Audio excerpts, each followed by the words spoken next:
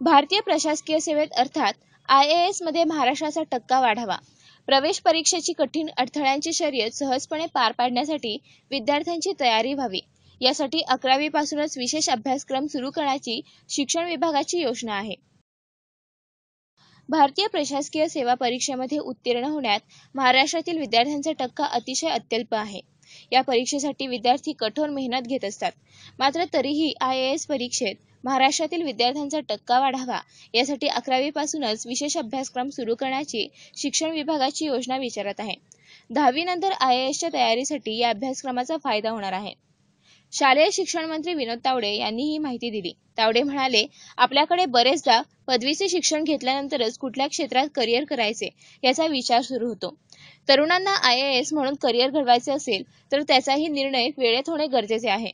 10वी झाल्यानंतर लगेचच त्याचा विचार झाल्यास त्यासाठीची मानसिकता तयार होईल आणि प्रवेश परीक्षेची तयारीही बरीच अगोदर करता येईल.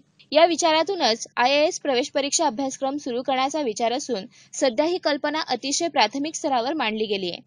अभ्यासक्रम सुरू करण्यासाठी नव्या महाविद्यालयांची गरज नाही. सध्याच्या महाविद्यालयांमध्येच नियमित अभ्यासक्रमांना या विशेष अभ्यासक्रमाची जोड देण्याचा सरकारचा प्रयत्न राहील. महाविद्यालयांमध्ये वेगळा विभाग अथवा तुकडीचाही विचार करता येईल, असे तावडे यांनी सांगितले.